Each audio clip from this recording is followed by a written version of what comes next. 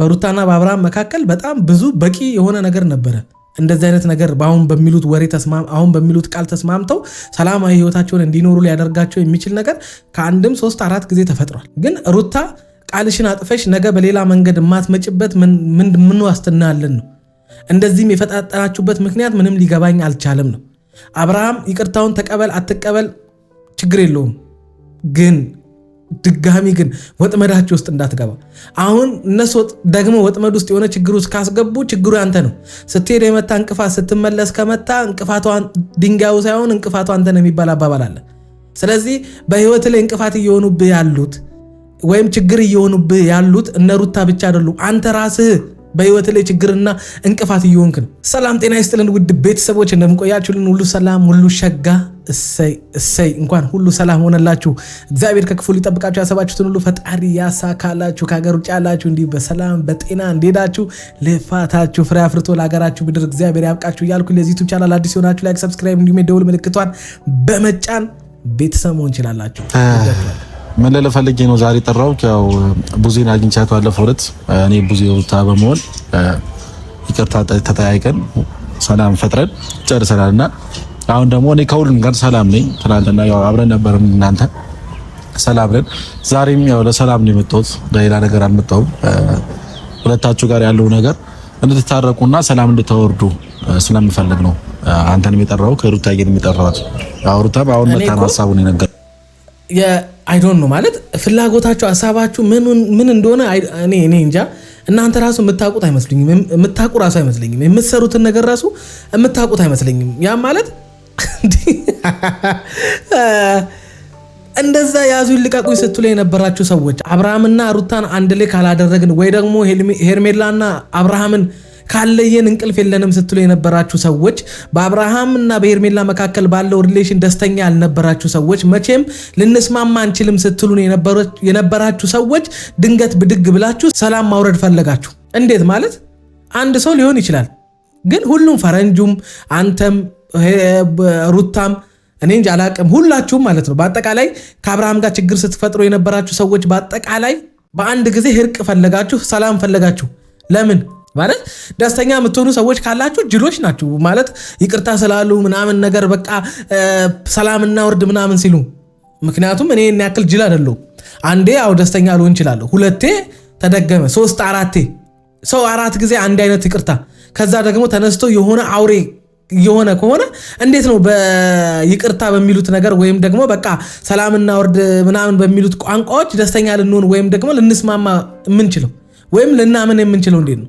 አንድም ቀን ሰላም ስለመሆን አስበው የማያውቁ ሰዎች ተፋተው ተለያይተው አብርሃም የራሱን ህይወት ጀምሮ እዛ ከዛሽ ልጅ ጋር ቀለበት እስከ ማሰር ደርሶ ምናምን ነገር እንደገና መጥቶ ከዚህ ልጅ ጋር ያለን ሪሌሽን አልስማማም መብት ነው፣ ግን ካልተለያየ ማለት መብት አይደለም። እኔም እስከዛሬ ሳወራ የነበረው እሱን አይደለ? በቃ ተውት፣ ለምን አትተውትም ብያለሁ እኮ እኔ አብርሃምን የምናገረው ብያቸዋለሁ። ልክ መጥቶ ከሩታ ጋር የነበረውን ፍቺ ወይም ከሩታ ጋር የተለያየበትን መንገድ በቃ እሱ ልክ እውነት እንዳለው እንዲፋታ የሚያደርግ ነገር እንዲለያይ የሚያደርግ ነገር ከሩታ እንደመጣ አድርጎ አክት ሲያደርግብን ለምን ይሄን ያክል ሞኝ አይደለሁም። እኔ ሾርት ሚሞሪ አይደለሁም።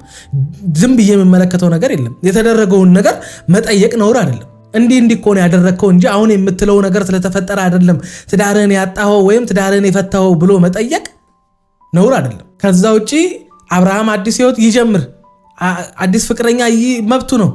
በቃ ታርግዛው ያስረግዛት እንዴ ታዲያ አንጠልጥሎ የሚዞረው ምን ሊሸናበት ብቻ አይደለም እኮ ሊያስረግዝበትም ጭምር ነው አይደለ? ስለዚህ ምንም የምንቃወመው ነገር የለም። ግን ደግሞ መጥቶ ከሩታ ጋር የሆነ ነገር በየጊዜው ከሩታ ጋር መፋጀት፣ ከሩታን ጥፋተኛ ማድረግ፣ ሩታ ሁሌ በህይወት ላይ ችግር እንደሆነች ምናምን አይነት ነገር አይሆንም። ያ ሩታ በህይወት ችግር እንኳን ብትሆን ከሩታ መራቅና ሩታን ስርዓት አስይዘ ማስቀመጥ ትችላለህ። አንተ ስርዓት ይዘህ ስለማትቀመጥ እሷን ስርዓት ማስያዝ አልፈለግም። ከሷ ጋር ያለህን ነገር ባውንደሪ ገደብ አበጅተህ የጀመርከውን ላይፍ መኖር ትችላለህ። ለጀመርከው ህይወት እንቅፋት እየሆነችብኝ ነው ብለህ ያፋታ ህግ አለ። በህግ በኩል ነገሮችን መጨረስ ይችላል። ግን አብርሃምም አይፈልግም። ከሄርሜላ ጋር የፍቅር ቪዲዮ እየሰራ ከሚመጣ ይልቅ ከሩታ ጋር እየተጣላ ቪዲዮ ቢለቅ ይሻለዋል አብርሃም።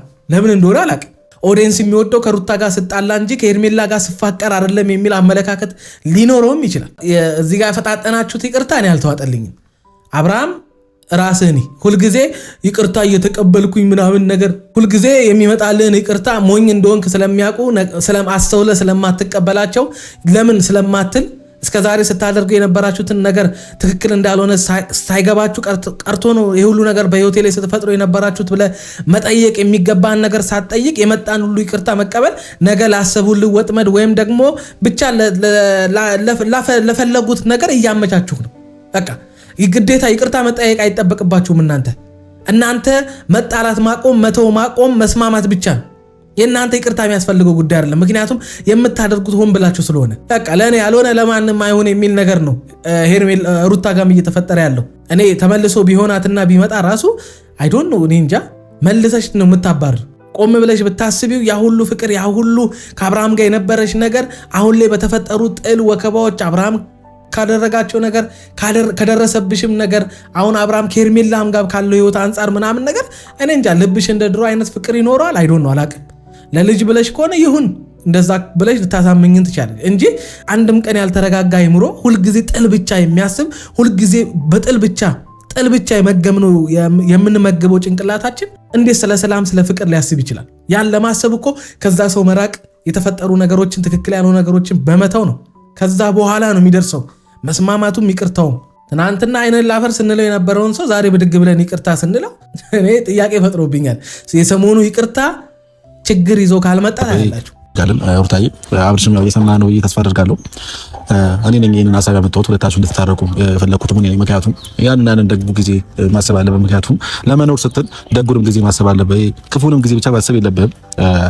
የተደረገ ሁለታችሁ እሷም ያው ብዙ ነገር አድርጋለች፣ አንተም ብዙ ነገር አድርጋል። ያን ብቻ ማሰብ የለባችሁ። ምክንያቱም ሁለታችሁ አንድ ላይ በመሆን ብዙ ነገር አድርጋችኋል።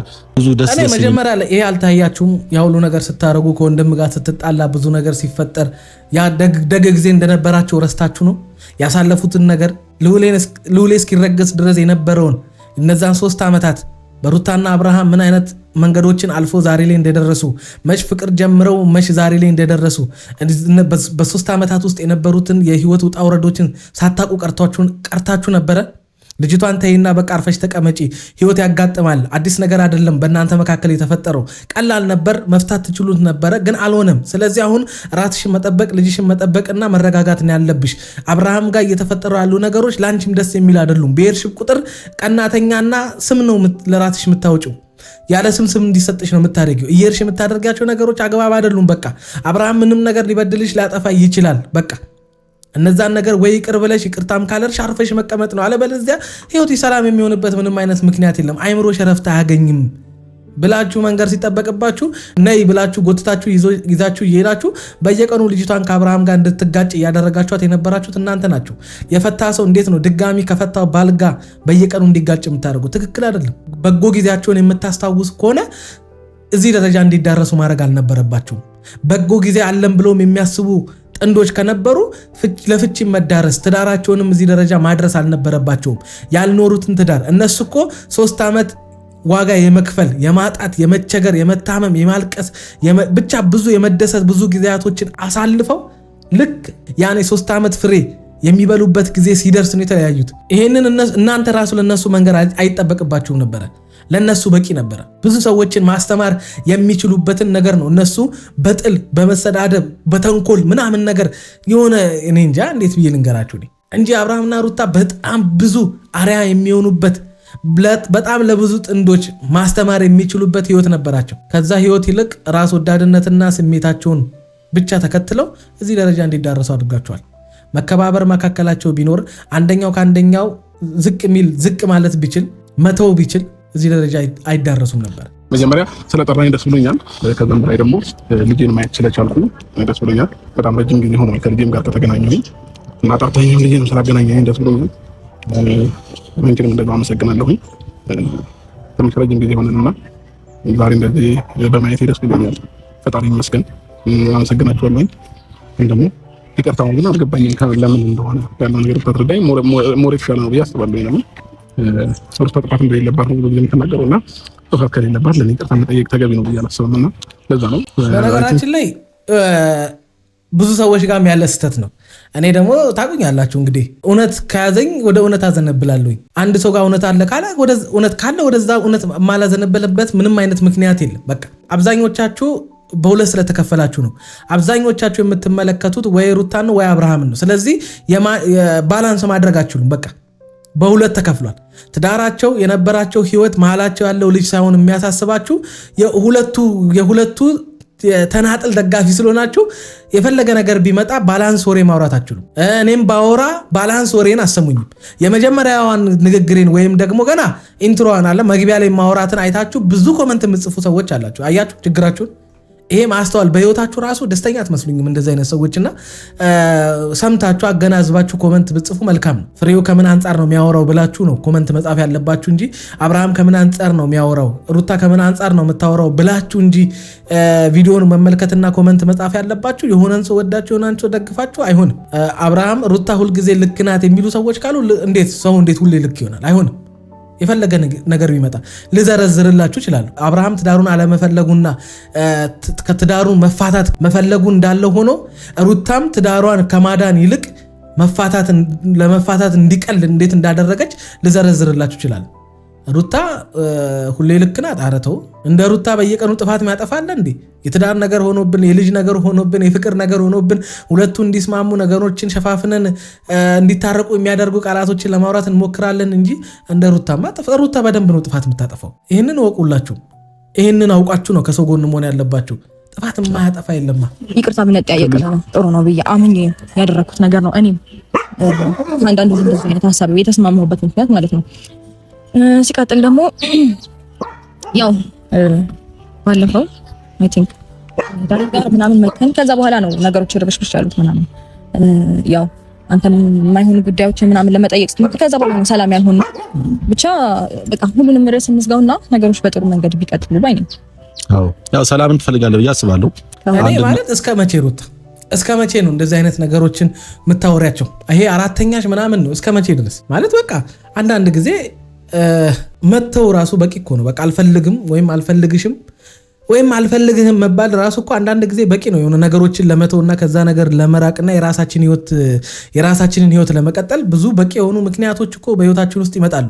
ገገማ ካልሆንም በስተቀርኛ በቃ ያንንም ሰው የሆነ ነገር አድርጌው በጥብጨው የሆነ ነገሩን አፈራርሽ የሚል አመለካከት ካልኖረን በስተቀር በሩታና በአብርሃም መካከል በጣም ብዙ በቂ የሆነ ነገር ነበረ።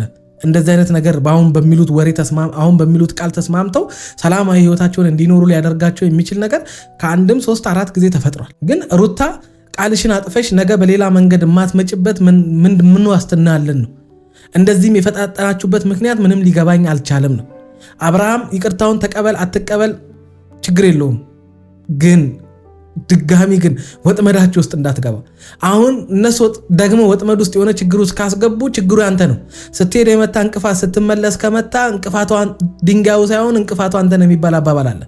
ስለዚህ በህይወት ላይ እንቅፋት እየሆኑብህ ያሉት ወይም ችግር እየሆኑብህ ያሉት እነ ሩታ ብቻ አይደሉም። አንተ ራስህ በህይወት ላይ ችግርና እንቅፋት እየሆንክ ነው። ያኔም እኮ ከሩታ ጋር በነበራችሁበት ሰዓት ላይ ያኔም ለህይወት ችግር የነበርከው አንተ ነህ። ህይወት ላይ ችግር የሚሆኑብህን ሰዎች ሁልጊዜ እየተቀበልክ ዝም ብለህ ወደ ህይወት ወደ ትዳር ታስገባለህ። አሁንም ያ ነገር ነው እየተፈጠረ ያለው። አሁን አንተ ኃላፊነት የሚሰማ የራስህ ህይወት አለ እኮ በቃ ነግረህናል አይደለ? እዛ ህይወት ላይ ብቻ ጎበዙን፣ እዛ ህይወት ላይ ብቻ ትኩረት አድርግ እንጂ እነዚህን ሰዎች እርሳቸው። በጠሩ ቁጥር ና ባሉ ቁጥር የሆነ ነገር ባሉ ቁጥር የሆነ ትሁት የሆነ የቅርባይነትን ለማሳየት በቃ ምንም ጥልም ማትፈልግ ምናምን ተወሱን። እነሱ ያንን እኮ ዞር ብለው አይቱም። ያንን ነገር እኮ ከቆብ አይቆጥሩትም። እነሱ አላማቸው ላይ ብቻ ነው በቃ ትኩረታቸው።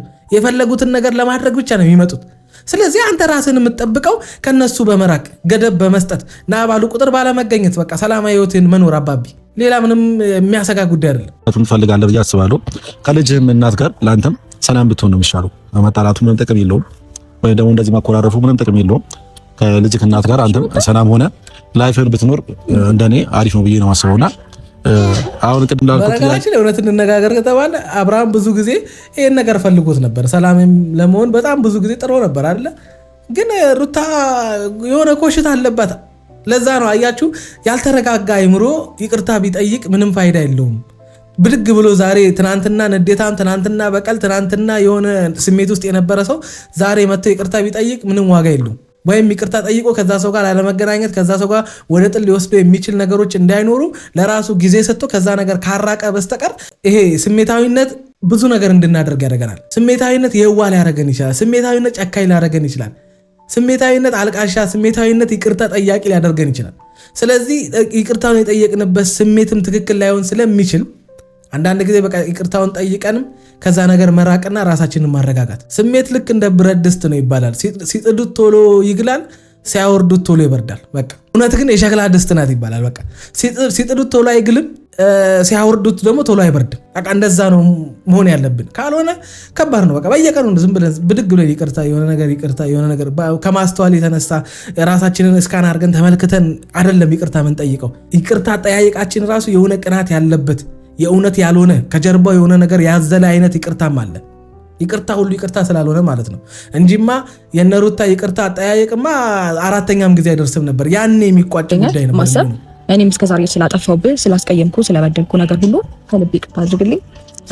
ከፈጣሪ ጋር እንደዚህ አይነት ነገሮች ይደገማሉ ብዬ አላስብም። ባይደገሙ በጣም ደስ ይለኛል። እኔ ከልቤ ነው ይቅርታ መጠየቅህ። ይሄ ነው አራተኛ ይሁን። እኔ እኮ ደስ ይለኛል። በቃ ሰላም ሆኖ የሆነ በቃ ረፍት ቢያገኙ እኮ ደስ ይለኛል። ግን አብርሃም እኔ ራስህን ጠብቅ። አሁንም እኔ ራስህን ጠብቅ፣ እንደ ሕፃን ልጅ 10 ራስህን ጠብቅ። ብቻ የምታደርገውን አንተ ታውቃለህ። ነገ ግን የሆነ ነገር ካልመጣ ታያላችሁ። የሆነ ችግር ይመጣል፣ ያለ ምክንያት አይደለም። ታያታላችሁ። የአባትነት ፍቅር እያገኘ የእናቱንም ፍቅር እያገኘ የሁለታችሁም ፍቅር እያገኘ ሉሌም ቢያድግ በጣም ደስ ይለኛል እንደኔ እና ዛሬ ስለመጣ በጣም ደስ ብሎኛል። ዛሬ እዚህ ላይ አንድ የሚጨምርላችሁ ሰዎች ያ በትዳር ውስጥ ብዙ ነገር ይከሰታል። ከሚስት ከባልሽ ጋር ብዙ ነገር ሊፈጠራሉ ምናምን ነገር የሚፈጠሩ ነገሮችን አስተካክሎ በትዳር ውስጥ መሆን ያለብንን የራሳችንን ድርሻ ጥፋቶቻችንን አምነን አስተካክለን ከመኖር ይልቅ ተጣልተንም ቢሆን በሰላማዊ መንገድ ልጃችንን እናሳድጋለን እኛ ካልተስማማን አይሆንም የሚባል ነገር ይሄ ራስ ወዳድ ልጆቻችንን ለመጉዳት ለልጆቻችን ቦታ ያለመኖራችንን ነው የሚያሳየው እንጂ በጣም ሲምፕልና ቀላሏን ነገር ከስር እያስተካከልናት ብንሄድ ኖሮ ረጅም የሆነ ትልቅ ችግር ውስጥ አንደርስም ነበረ። ፍቺ ላይ ሊያደርሰን የሚችል ነገር እንዲመጣ አናደርግም ነበር። አንዳችን ወይ ነገር አንተውም ወይ አንዳችን ደግሞ ጥፋት ማጥፋትን ወይም ደግሞ አላረለ በቃ ችግር መፍጠር ላይ ሊሆን ይችላል። ለዛ እነዛን ነገሮች ራሳችንን ለትዳራችን ችግር እየሆነ ያለ ነው በየትኛው መንገድ ነው ምንድነው እያደረግን ያለ ነው እያለን ያን ነገር የማንመለከት ከሆነ ሁልጊዜ ያ ሰው እንዲሰለቸን፣ ያ ሰው ትዳሩ እንዲጠላ፣ ያ ሰው የሆነ ነገር እንዲፈጥር ነው የምናደርገው። በቃ በሁለቱም መካከል የተፈጠረው ያልኖሩት ትዳር እንዲበተን ያደረገው ሁልጊዜም ራሳችንን ስለማንመለከት ነው። ከኛ ይልቅ ህይወት አጋራችን ወይም ባልሽን ወይም ሚስትሽን የምትመለከች ከሆነ የአንቺ ጥፋት እንዳይታይሽ ስለሚያደርግ ሁልጊዜ እሱን ጥፋት ብቻ የምትመለከች ከሆነ ሄዶ ትዳራችሁን ታጡታላችሁ። በቃ ስለዚህ ለልጅ ብሎ ከተፋቱ በኋላ ለልጅ ብሎ ከተስማምቶ ከመኖር ይልቅ ትዳር ውስጥ እያሉ መጀመሪያውንም ለወለዱት ልጅ ብለው ራሳቸውን እያስተካከሉና ራሳቸውን እያረሙ ቢኖሩ ሰዎች ረጅም ዓመት በትዳር ውስጥ ይኖራሉ። ግን እንግዲህ ካልሆነ ደግሞ ከዛም በኋላ ሰላማዊ ነገር ለመፍጠር በልጅ አይምሮ ላይ የማይሆን ነገር እንዳይፈጠር በሁለቱ መካከል መስማማት ሆኖ ልጃቸውን በተገቢው መንገድ ለማሳደግ መሞከር። በቃ ትዳራችሁን አጣችሁ ተፋታችሁም እንደገና ከተፋታችሁም በኋላ ተባልታችሁ ያልኳችሁ ነበርና ያው ሁላችንም ሩታን የምናውቃት ዛሬ አይደለም፣ ወይም አብርሽ የምታውቁት ዛሬ አይደለም እናንተምና የዛኔ ደጉ ጊዜ በማስታወስ ብዙ ነገራቶችን አብረን በመሆን አሳልፈናል። ያ የፍቅር ጊዜያቶችን አብረን በመሆን ዛሬ ላይ ደግሞ ያ ሁሉ ነገር አርፎ እኔ ግን ደግ ጊዜ የሚባለው ይሄ ያኔ ፍቅር ጊዜ ያኔ የነበረን ነገር ያኔ የነበረን መቻቻል፣ መተሳሰብ፣ ያ ሁሉ ማጣት፣ መውረድ፣ መግባት ምናምን የሚባሉ ነገሮች ዛሬ ላይ ላለንበት ነገር ዋስትና እንዳልሆኑ ነው በአብርሃምና በሩታ የተመለከትኩት። ያ ሁሉ ፍቅር፣ ያ ሁሉ ጣውረድ፣ ያ ሁሉ ማጣት፣ ማግኘት፣ ማዘን፣ መጨነቅ ምናምን እነዛን ሁሉ ነገሮች የሰውን ሀሳብ ስድቡን ምኑን ተቋቁሞ ዛሬ ላይ መድረሳቸው ነገር እንዲቀጥሉ ሊያደርጋቸው የሚችል ዋስትና እንዳልሆነ ነው ያየሁት። ያ ደግ ጊዜ ነው። በቃ ያ ደግ ጊዜ ለዛሬ ዋስትና ቢሆን ኖሮ ብዙ ሰዎች ባልተጣሉ ባልተለያዩ ነበር። በነገራችን ላይ በመጀመሪያ ደረጃ ሰላም የሚጠላ አለ ብዬ አላስብምና ይቅርታሽን ተቀብያለሁኝ። መጀመሪያም በሰላም ነው ከአንቺ ጋር መቀጠል እንፈልገው የነበረው ማለት ነውና ነገም ከነገ ወዲያም ሰላም መርጬ ልጄን በሰላማዊ መንገድ እየመጣሁ እያየሁኝ ልጃችንን የሚያስፈልገውን ነገር በጋራ እያደረግን ብናሳድግ እኔ በጣም ደስተኛ ነኝና ይሄንን ሰላም እኔ እፈልገዋለሁ። ኦልሬዲ እንዴት ነው ከአንቺ ጋር እየተነቋቆርኩኝ ከመኖር በሰላም አንቺ የራስሽን ህይወት እኔም የራሴን ህይወት መኖር በጣም ደስተኛ ነኝ ብዬ አስባለሁና ወንድ ልጅ እኮ ጌታ ወንድ ልጅ እኮ ትንሽ ነገር ይበቃዋል። ይኸው ያ ሁሉ ነገር ስታደርግ ያ ሁሉ ነገር ስታደርጉት ያ ሁሉ ነገር ስትሉት ከርማችሁ ምናምን ነገር ይኸው በቀላሉ ይቅርታ ምናምን ብሎ ምክንያቱም መጣላት መፍትሄ አይሆንማ፣ መጋጨት መፍትሄ አይሆን በቃ። ምክንያቱም ሉሌን የመሰለ ልጅ መሀላችሁ አለ። ለሱ ስትሉ ተስማምታችሁ ለሱ ስትሉ ፍቅር ሆናችሁ ሰላም ሆናችሁ ልጃችሁን የአባትና የእናቱን ፍቅር እያገኘ በቃ ማደግ እንዲያድግ ብታደርጉት በጣም አሪፍ ነገር ነው። የእናትና የአባቱን ፍቅር እያገኘ ቢያድግ በቃ ሲሪየስ የምሬን ነው ብላችሁ እናንተ በቃ ተጣልታችኋል፣ የእናንተ ነገር አልሆነም። በቃ ከተለያያችሁ አይቀር ቢያንስ በልጅ እንኳን ልጅን በማሳደግ ጎበዙን እስኪ፣ ለልጃችሁ በመሆን ደግሞ ጎበዙን እስኪ። በዛኛው በቃ አልተሳካም፣ በዚህኛው ደግሞ እስኪ ምርጡን። በቀላሉ እንደዚህ ቅርታሽን ተቀብሎ ያንኑ ነገር በአንዴ ረስቶት በቃ ሰላም ሆነን ልጃችንን ማሳደግ አለብን ብሎ የሚያስብ ሰው ከሆነ ሩታ ችግር ያለው አንቺ ጋር ነው እየመሰለ ያለው። ሲሪየስ የምሬን ነው የምልሽ። አብርሃም ምንም ጥፋት ቢያጠፋ ቢበድልሽም ያኔ ምናምን እሱን ነገር እንተወውና አሁን ላይ ግን እያደረግሽበት ካለው ነገር አንጻር እቺ ሴትዮ ከዚህ ልጅ መራቅ ነው ያለብኝ፣ በቃ ለህይወቴ እንቅፋት ናት ምናምን የሚሉ ነገሮችን ትቶ ሰላም ማውረድን ከፈለገ ከዚህ በኋላ ጥል ፈልገሽ ከመጣሽ ችግር ያለብሽ አንቺ ነሽ። ሰላም የማትፈልጊው አንቺ ነሽ። በቃ ለእኔ ያልሆነ ለማንም አይሁን የሚል ችግር ይዘሽ የምትመጪው አንቺ ነሽ። ስለዚህ ከዚህ በኋላ በሰላማዊ መንገድ ልጃችሁን ለማሳደግ ሞክሪ። በቃ ከአብርሃም ጋር ፒስ ፍጠሪ። በቃ ሰላም፣ እኛ የምንፈልገው ያንን ነው። እስኪ አሳርፉን። እኛ ስላገናኘኝም ይቅርታም ስለተጠያየቅን ከምልህ በላይ በጣም ደስ ብሎኛል። ኧረ እኛም ደስ ብሎናል። እና ቅድም ለጠየቅሽው ጥያቄ አንተን ትፈልገዋለሁ ያልሽኝ ነገር አዎ ደስተኛ ነኝ፣ እፈልገዋለሁኝ እና እኔም ሰላም ከበፊትም ጀምሮ የምፈልግ ሰው ነኝ እና አሁን ላይ ባለው ነገር ደስተኛ ነኝ። ውስጤ ላይ ምንም ነገር የለም። አንቺ ላይ ክፋትን ማሰብ አልፈልግም። ነገ ከነገ ወዲያም በሰላም ነው መቀጠል የምፈልገው ማለት ነው። ችግር አለ ላይክ ብዙ ሰዎች ተለያይተው ልጆቻቸውን በሰላም ማሳደግ አለመቻላቸው ለልጆቻቸው ነው ትልቁ ተጽዕኖ ያለው ብዬ አምናለሁ። እና ሀሳባችሁ በቃ ቡቹ ላይ ነው እያሳቀኝ ነው እንጂ እና ምን መሰለህ በሰላም አለመሳደጋችን ልጁ ላይ ነው ተጽዕኖ የሚፈጥረውና አሁን ግን ሰላም መፍጠራችን ለልጆቻችን ጥሩ ነው ብዬ አስባለሁ። ምናልባት ባልና ሚስት ሰላም ላይሆን ይችላሉ፣ ግን ደግሞ ለልጆቻቸው ስትሉ ጥሩ ነገር ለመፍጠር ሞክሩ ለማለት ያህል ነው። እሺ ሩታዬ ወዳችኋለሁ። ሩታዬንም ያ ሁሉ እንደዛ እንደዛ ብዙ ነገር አስለፍልፋችሁን እናንተም ብዙ ነገር ብላችሁ ግራ አጋብታችሁን እኛ ብዙ ብለን ምን ብለን ይሄን እኮ ነው ስንል የነበረው። በቃ ይሄንን ደጋግሜ ሳወራ የነበረው ይሄን አይደል? ዋናው ይሄን በቃ ስለዚህ ልጅ ማሰባችሁ፣ ለዚህ ልጅ መጨነቃችሁ፣ ስለዚህ ልጅ ነገ ማሰባችሁ ብቻ በቂ ነው። ብቻ አደራሽን ሩታ አደራሽን፣ ይኸውልሽ ሌላ ችግር ይዘሽ እንዳትመጪ። እውነት ከሆነ እንግዲህ እኛም ደስ ይለናል። በዚሁ ቀጥሉ እንግዲህ። ብቻ ግን ኖርማል አይደለም አለ ይሁን።